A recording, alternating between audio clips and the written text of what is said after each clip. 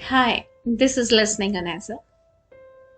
This is a gripping mystery story of a 15 years old Jess and her grandfather, who is an artist, have a particularly close relationship.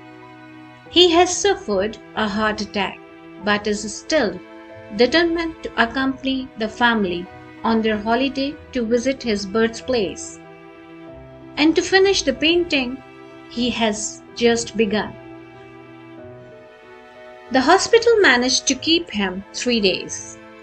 He was meant to have stayed much longer, but being grandpa, as soon as he'd decided he was feeling better, he rang for a taxi and discharged himself.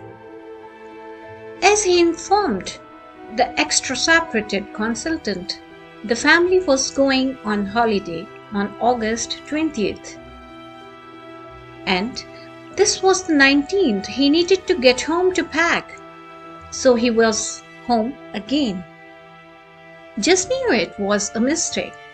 She knew the moment he arrived that this time his independent spirit had misled.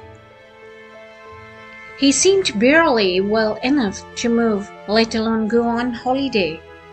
But the next morning, at Grandpa's insistence, they start packing, though only after Dad had forced him to agree to let them call out Dr. Phillips.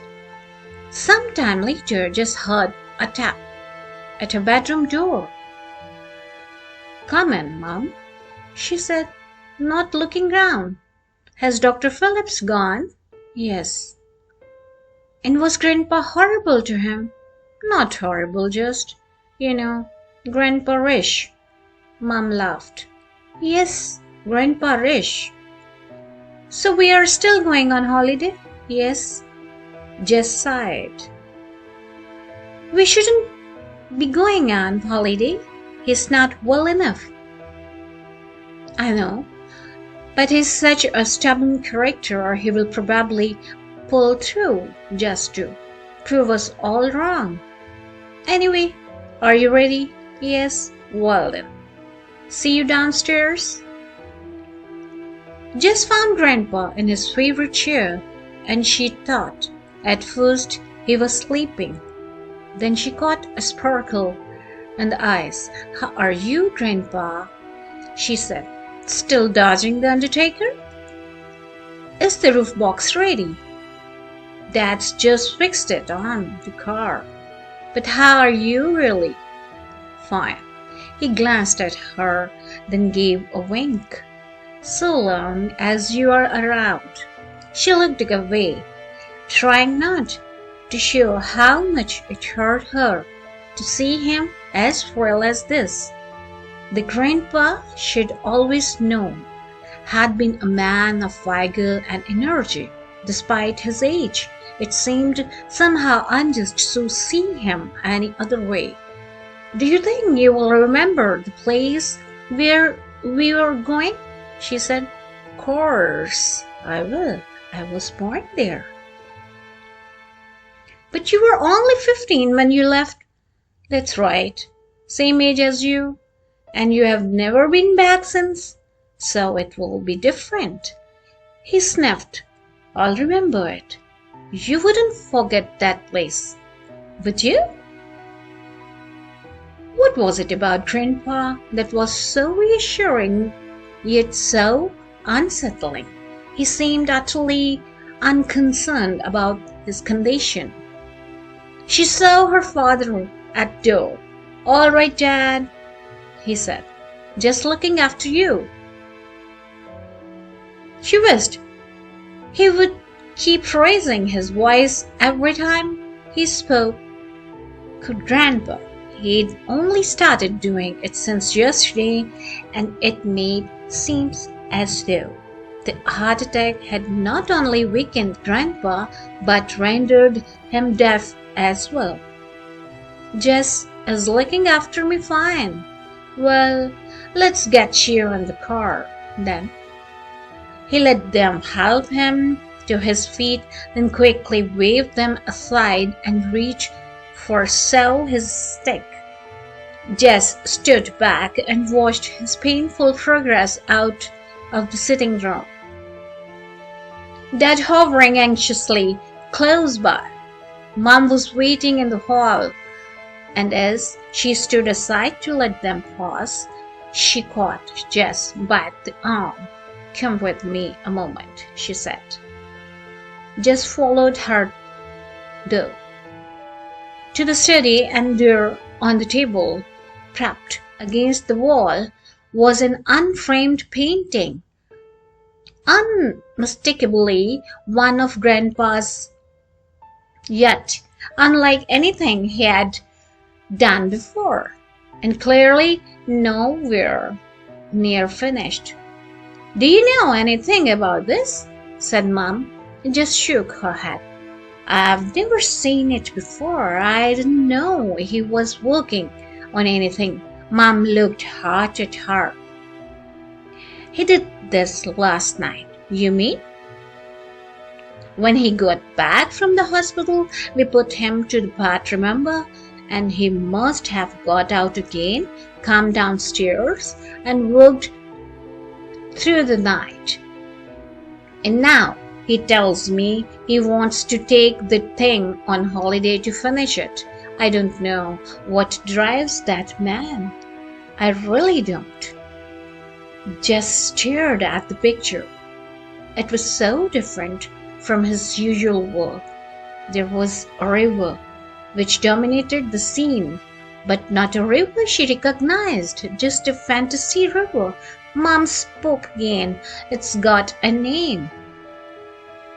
There was something in her voice that betrayed her excitement, and Jess knew why. Grandpa never gave his pictures names. He just painted them and left others to make sense of them, if they could. Mom pointed to the words Grandpa had scrawled there. "River Boy." The word seemed to be strangely important to Jess, yet why she could not tell. And there was a further mystery. She looked round at Mom. "There's no boy."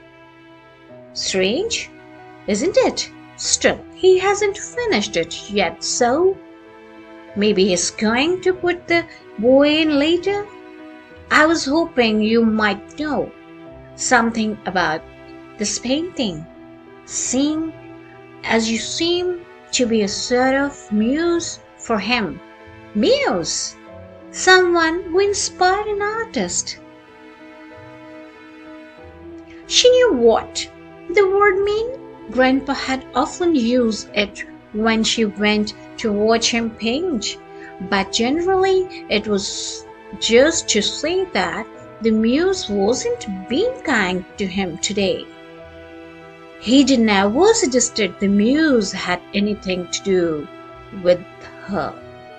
Indeed, she'd always thought he meant some kind of goddess, not a human being at all, although it was hard to imagine anyone, even a goddess, having an influence over someone as willful as Grandpa.